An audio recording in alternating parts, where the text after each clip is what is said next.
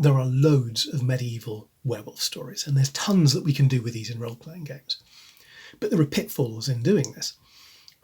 So most obviously, the werewolf is a really popular contemporary pop culture myth or legend that we rehash constantly in horror movies and in role-playing games. And so when we say, oh, we're going to do a medieval werewolf, there's a really good chance that we'll just do our own standard werewolf. So in our own myths, the werewolf might be the man who seems normal on the outside and ordinarily lives a harmless life, but then under certain conditions transforms into this dangerous, ravening, murderous beast. And you can see why in our culture that's a very resonant idea, this idea of masculinity out of control, violent masculinity. In the 90s, White Wolf did Werewolf the Apocalypse, where they harnessed the werewolf idea to a kind of edgy 1990s, not particularly intellectually rigorous, but self-consciously very cool sort of eco-protectionist idea. The serial killer vibe in werewolves is a consistent, persistent thing.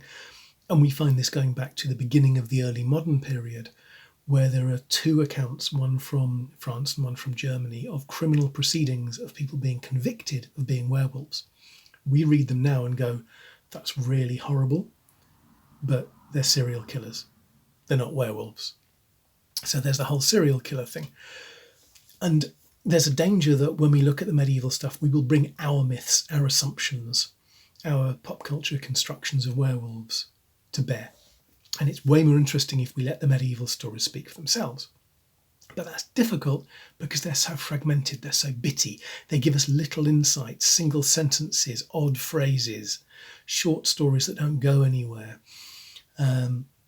So when we looked at some of the other primary sources, if you've seen some of the other videos in this series, you'll remember that the Witch of Berkeley story, which was a quote true story from the Middle Ages, gives us an absolutely brilliant climactic encounter for an adventure. Walter Map, when he kicks off with, and this merchant or this noble's family have just given birth to their third child, but both of the other two were found murdered in their cradles with their throat cuts the nights after their birth. That's a really strong start. And with these, what we're doing is we're taking something that's quite well developed and we're building up to it, or we're building on from it. With Revenants, if you watch the Revenant video, there's a lot of consistency about what makes a medieval revenant, a northwestern European medieval revenant, and we can build on that consistency. But the werewolves are all over the place. So Gervase of Tilbury will write that there was a French knight, French nobleman, castle owner, baron, who was disinherited, and he was really upset by this, and he ran off into the woods and he raged and he ranted, and as his mental state deteriorated, he actually became a wolf. That sounds like a metaphor for a nervous breakdown, right? Whereas the 13th century Norse text, the King's Mirror, will tell us of a family which was punished by God, that they were all turned into wolves for disrespecting a saint. And if we look at the Irish fitness of names, we get that family idea, but in a kind of heroic sense, that one of the families, one of the lineages of petty kings in Ireland was, according to that text, descended from a man who could shift into the form of a wolf. And all of his descendants could do the same thing. They could all become wolves. And so we've got all these different things, right? So consistently, they all become wolves. They don't become Hollywood-style two-legged giant mutant creatures. They're just wolves. But then you think, okay, I've got the hang of that. That's what's going on. No, then you get a story where actually it's kind of like astral projection. And we saw this in the Burkhard of Worms video, the medieval idea that somebody could go forth from their body. The body would remain in stasis, inert. And they would now have a kind of new body that had a physicality. And in this case, it's the body of a wolf. So we can't really rely on anything here. We might go, oh, well, all of these stories so far, they can turn backwards and forwards kind of at will. But then we get a story from a Welsh writer writing about an Irish incident where he says that there is a family who a couple of members of the family have to spend 7 years as wolves. And after 7 years, they come back, they become human again, and other members of the family take their place. So is it an individual thing? Is it a hereditary thing that you can become a wolf? Is it a family curse that you must become a wolf for a fixed period of time? Right, is it a physical wolf? Is it an astral projection wolf? These stories are absolutely all over the place. And then, of course, you've got the medieval writers who just go, no, this is bollocks. Right? People can't turn themselves into something they essentially are not, wolves. The devil cannot do it because he's not powerful enough. Only God can do this. And blatantly, this is not something God is doing. Therefore, and we go back to St. Augustine for a justification for this, you'll notice this argument, it's a very pious argument, it's a theological argument. This is the dogmatic people talking, not the peasant superstition. Therefore, these people must just be deluded. They can't turn into wolves. If they think they can become wolves or they've seen somebody as a wolf, they're just wrong. So we've got all these different arguments and incoherent individual stories. And so we come to these and we start making generalizations, or we start looking for something romantic, right? Some people will get really dewy-eyed and romantic about Ireland, or they'll get really excited about the heroism of the Norse and berserkers, and they'll try and tie it into Irish paganism or German paganism or Norse berserker myths. And this isn't really helping. This is just bringing our romantic ideas into play. So, for example, we have that Irish story, which talks about turning into a wolf for 7 years, and it's a family thing, and then somebody else takes your place. And we go, oh, we found something essentially anciently Irish here. It's like, no, we found a retelling of a story from a Greek writer, Pliny the Elder, because all these people who are writing for us, Gervase of Tilbury, the author of the King's Mirror, all of these people, these are educated Christian writers, often with a clerical background. They've been educated in theology, and they've particularly been educated in the classics. They've read their Pliny. And in Pliny, there is a story of a man who has to become a wolf. In his case, it's for 9 years. And then when he comes back, he's a human again, but 9 years older, and somebody else has to take his place, blah, blah, blah. Right? So we look for something romantic and Irish, and actually we just found something that's ancient Greek that's been retold. So we need to resist both the temptation to impose our own myths, right? The predatory man who we're going to make an excuse and say that he's not in control of his own actions. The white wolf, werewolf, the ecological thing, glorifying the wonders of nature. The early medieval idea of werewolf as serial killer. The early modern idea of werewolf as serial killer. We need to resist these, and we need to resist our attempts to generalize or create romantic images of cultures that we think are cool, or that we identify with personally. But there are still a ton of these cool, awesome stories. And if you want to write a genre piece, whatever particular genre you want to hit on, there's going to be a story that you can use.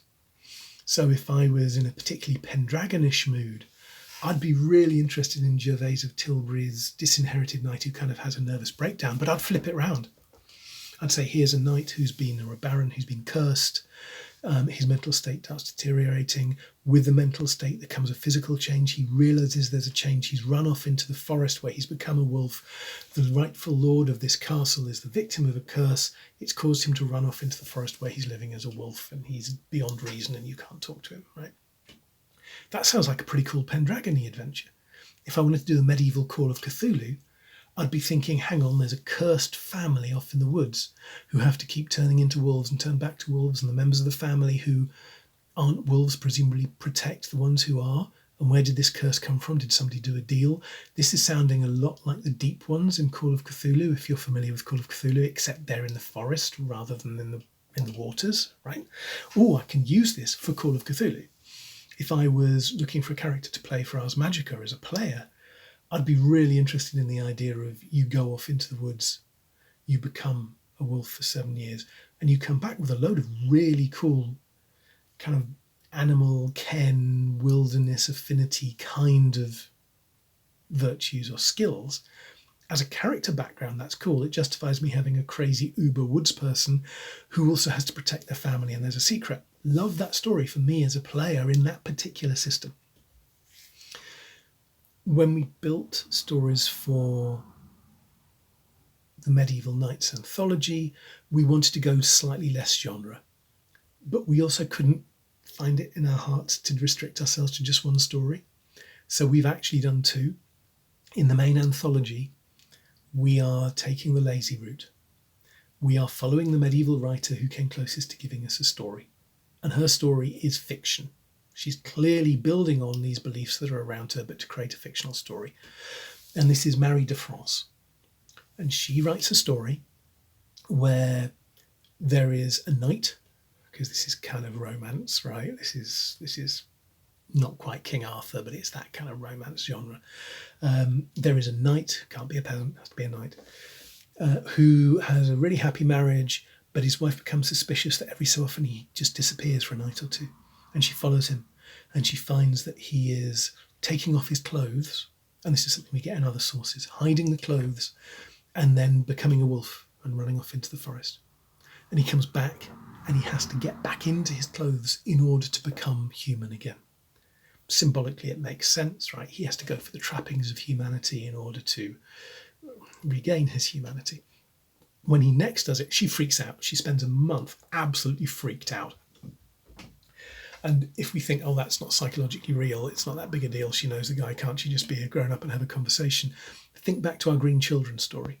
Our relationship with animals and the wilds is very different to a medieval person's relationship.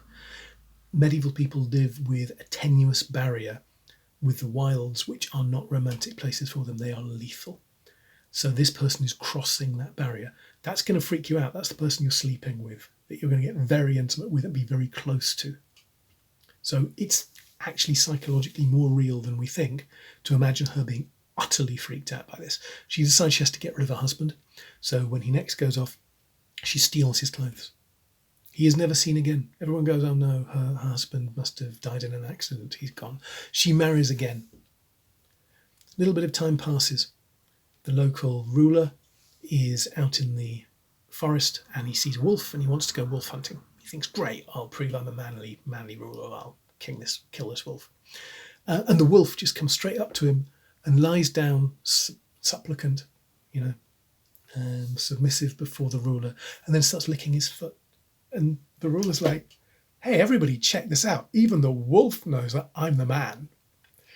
So he decrees that the wolf shall be spared because the wolf has respected his authority. And he goes to ride off, and the wolf just follows him.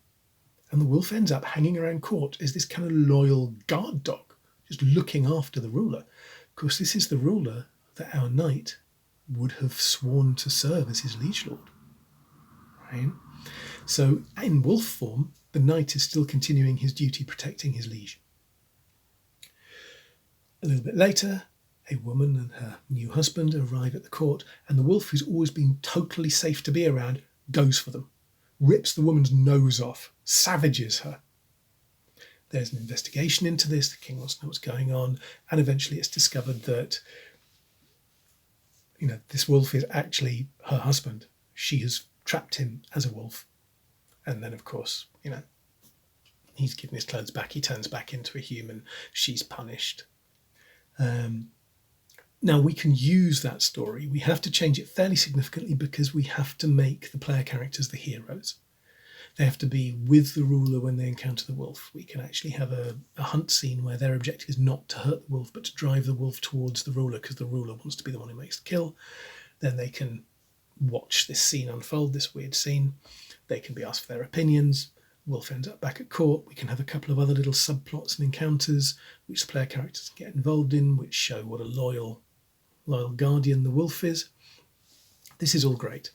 Right? And then when the woman turns up, the wolf goes for it, rather than the king just asking around and being told, oh yes, well, this is what's going on, the player characters have to go and sort it out.